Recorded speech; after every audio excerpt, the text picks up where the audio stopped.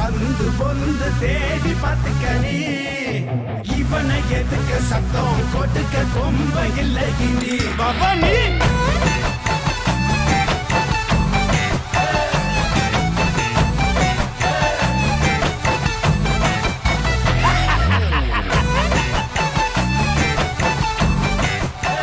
அந்த வார்த்தையே மண்டியில் ஓடிட்டே இருக்கான். நாளைக்கு காலைல எழுந்தோன்னு வெள்ளை அவனை குத்தி போட சொன்னேன்னு சொல்லு. நாளைக்கு காலையில வரைக்கும் வெயிட் பண்ணோம். இப்பவே அடுத்து பண்றான்ல.